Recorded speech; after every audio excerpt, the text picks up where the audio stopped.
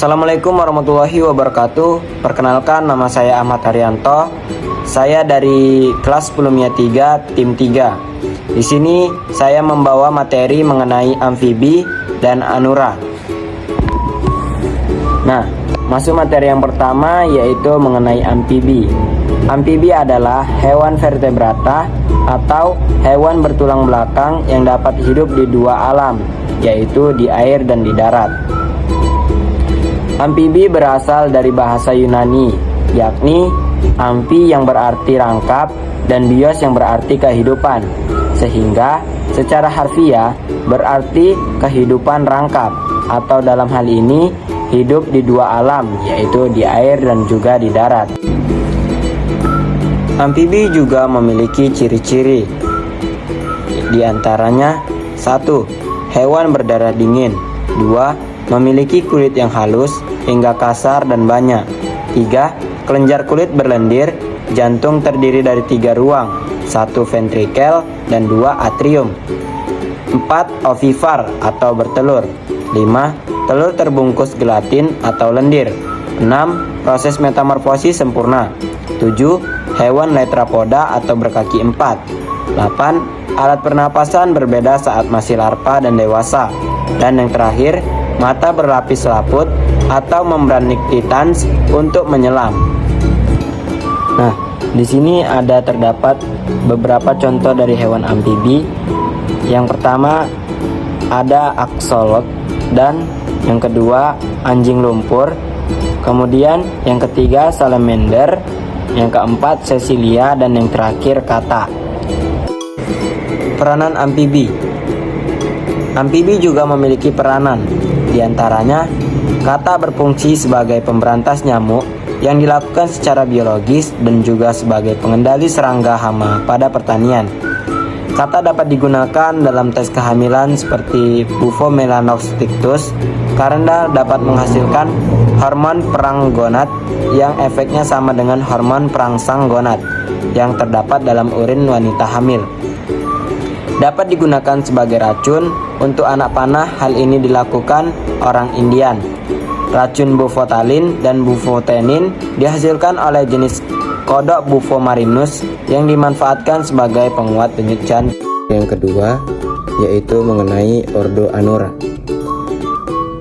Anura adalah binatang amfibi pemakan serangga yang hidup di air tawar atau di daratan, berkulit licin, berwarna hijau atau merah kecoklat-coklatan, kaki belakang lebih panjang, pandai melompat dan berenang, dan juga kata memiliki badan yang lebih kecil daripada kodok.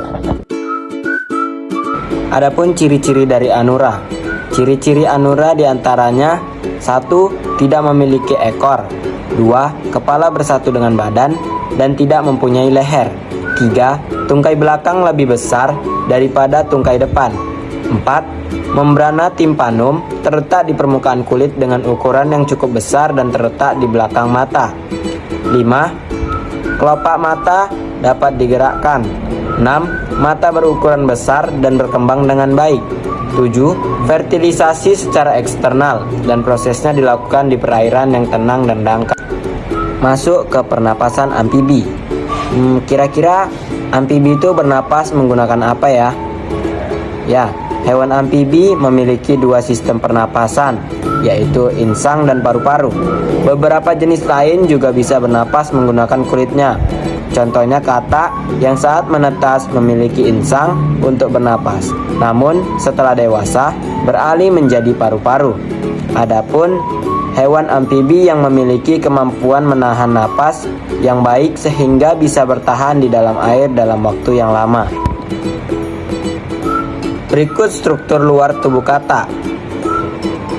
Struktur luar tubuh kata, terdapat organ-organ tubuh kata yang dapat kita lihat dari luar. Di antaranya mata, nostril atau hidung, timpani atau pendengaran, jari, kepala, punggung, kaki depan, perut, kaki belakang, selaput, dan kaki berselaput. Adapun proses metamorfosis dari kata. Kata dewasa akan bertelur, Kemudian telur-telurnya akan membelah menjadi embrio dan embrio akan berubah menjadi kecebong-kecebong kecil yang menempel pada tanaman air. Kecebong itu memiliki insang sebagai organ pernapasan di dalam air. Setelah beberapa hari, kecebong akan tumbuh kaki pada bagian belakang dan depan. Ekor cebong pun semakin memanjang.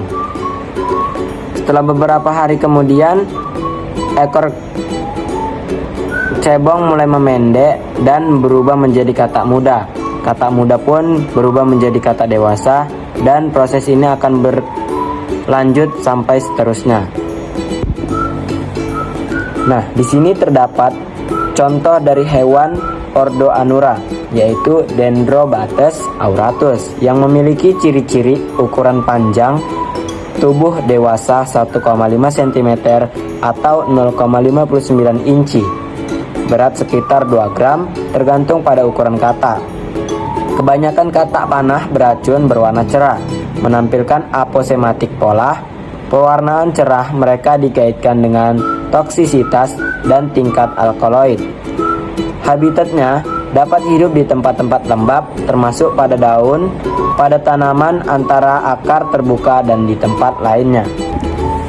Nah, hanya itu materi yang dapat saya sampaikan. Apabila ada kekurangan dan kesalahan kata saya mohon maaf dan saya akhiri. Assalamualaikum warahmatullahi wabarakatuh.